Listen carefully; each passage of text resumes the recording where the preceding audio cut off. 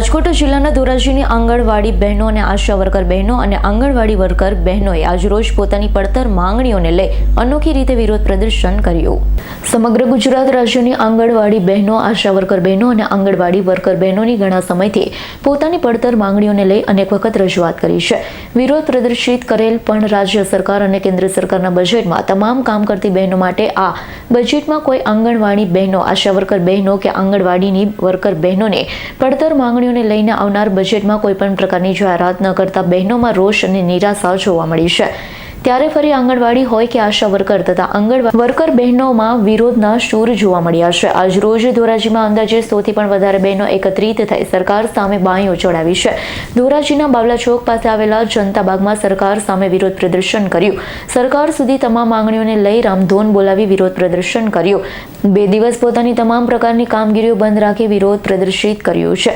આગામી સમયમાં સરકાર કોઈ નક્કર પરિણામ નહીં આપે તો વધુ ઉગ્ર આંદોલન કરવાની ચીમકી અપાઈ છે. આંદોલનને કોંગ્રેસને ખુલ્લું સમર્થનની જાહેરાત. કોંગ્રેસ પૂર્વ ધારાસભ્ય લલિતભાઈ વસોયાએ પણ આંગણવાડી બહેનો, આશા વર્કર બહેનો અને આંગણવાડી વર્કર બહેનોની મુલાકાત લઈ આંદોલનને સમર્થન આપ્યું હતું.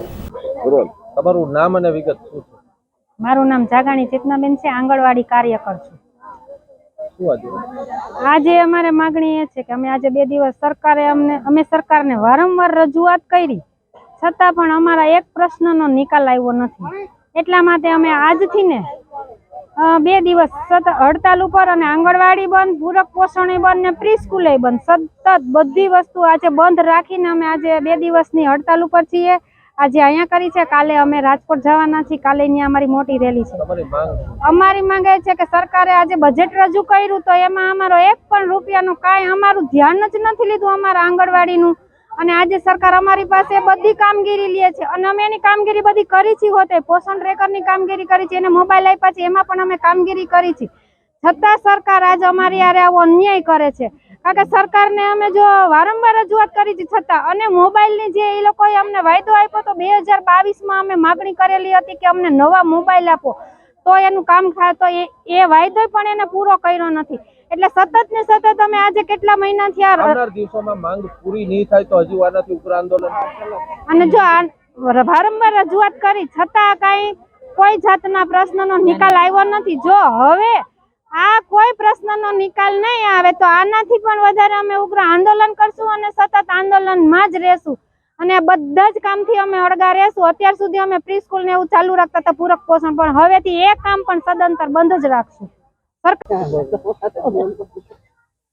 તમારું નામ? હું વીણાબેન તલસાણિયા, ધોરાજીમાં અર્બનમાં આશા વર્કર તરીકે ફરજ બજાવું છું. અમારી આગળની અનેક વિવિધ માંગણીઓ છતાં અમારી સરકારે કોઈ ધ્યાનમાં લીધું નથી. કોઈ પ્રશ્ન અમારા ધ્યાનમાં લેતા નથી. ક્યારે પણ અનેક જગ્યાએ આવેદનપત્રો દીધા છતાંય પણ કોઈ અમારો અવાજ સરકાર સુધી પહોંચતો નથી. માટે આજ 16-17 તારીખની અમારી હડતાલ રાખી અને રામધૂન બોલાવી અમારો અવાજ સરકાર સુધી પહોંચાડવા માંગીએ છીએ. તો સરકાર અમારો અવાજ સાંભળે અને અમારી બધી બહેનોના જે પ્રશ્નો છે એનું નિરાકરણ લાવે. માટે જય હિન્દ, જય ભારત.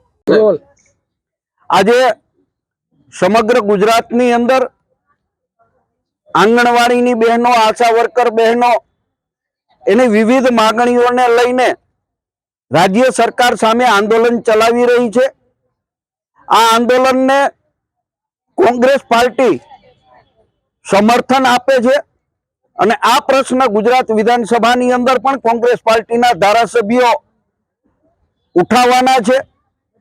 રાજ્ય સરકારે ભૂતકાળની અંદર થયેલા આંદોલનમાં ખાતરી આપી હતી, પરંતુ 2024ના બજેટની અંદર એનો સમાવેશ કરવાને બદલે ઉલટાનું જે બજેટ હતું એ બજેટની અંદર કાપ મૂક્યો છે.